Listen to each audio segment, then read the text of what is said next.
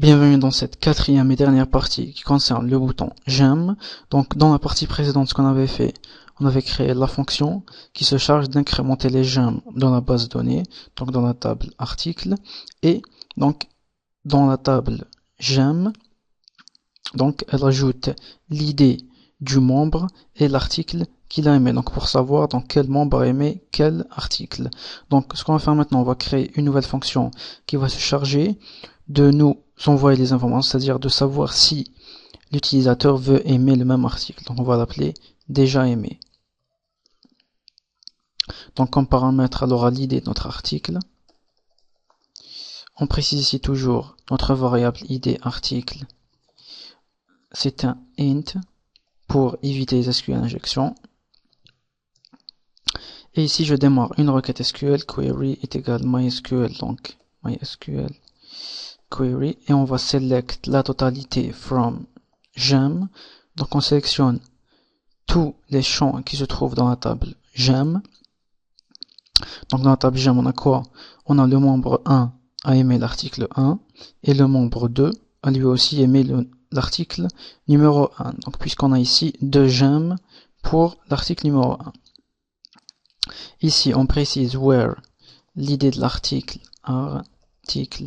est égal à notre variable id article, donc id article, ici double clic, ok nickel, and donc l'id du membre est égal à la session active donc du membre. Donc on précise ici $_session id point virgule. Donc je vais créer une nouvelle variable qui va contenir la MySQL num rows, MySQL num rows de notre query. Donc on va récupérer la combinaison entre l'article et donc l'id du membre. C'est-à-dire si on trouve que un membre veut aimer le même article, on va lui afficher donc vous avez déjà aimé, ok? Donc if rows est égal à 0, c'est-à-dire il n'a pas trouvé de combinaison entre l'id du membre et l'id de l'article, on va return ici un false, ou là false, et ici on va return true. Donc on va procéder à un petit test. Donc je copie ici ma fonction, donc je me rends vers l'index.php, je vais dire ici if ma fonction, donc je précise ici l'id 1, c'est-à-dire l'article 1 est égal à true, ici triple égal, on va lui écho vous avez déjà aimé, cet article, else, on va lui écho vous n'avez pas encore aimé, donc vous n'avez pas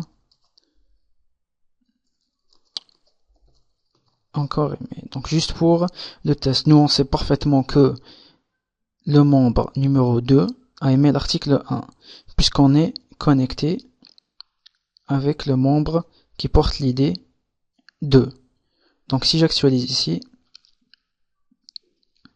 on actualise, donc j'ai ici un default variable id article ligne 36, donc on va corriger ça, function ligne 36 id article ligne 36, ici article, donc on actualise, donc j'ai ici vous avez déjà aimé cet article, donc si je change ici, je mets 2, c'est-à-dire l'article 2, donc on sait que l'article 2 n'a été aimé par personne pour l'instant, donc si j'actualise, donc j'ai ici vous n'avez pas encore aimé. Donc ce qu'on va faire, je copie tout ça, je me rends vers showLike.php, je vais include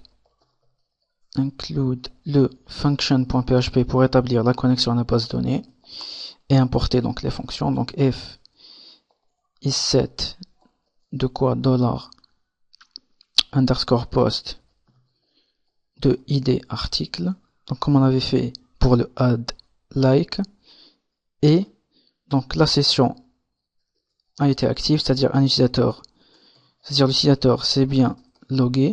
Donc ici, je déclare ma variable id article est égal $_post, l'id de l'article. Et là, j'introduis ma condition, c'est-à-dire if l'id de l'article ici, id article est égal à true, donc vous n'avez pas, donc vous avez déjà aimé, else, ce qu'on va dire, on va echo OK pour que la fonction puisse s'exécuter, c'est-à-dire il va trouver dans les data le OK.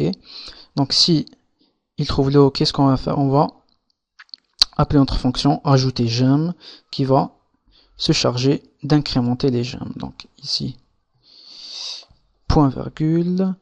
Donc OK, nickel. Je me rends vers add like. Même ici, on va include le function.php.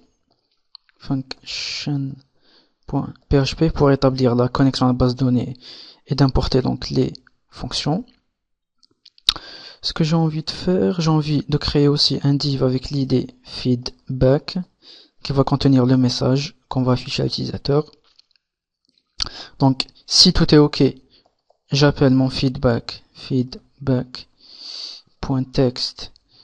Merci d'avoir voté. Donc, juste pour le fun, je vais attribuer un CSS avec une color. On va dire green vite fait. Et else, donc s'il trouve pas le OK, on va feedback.text. Vous avez déjà aimé. Vous avez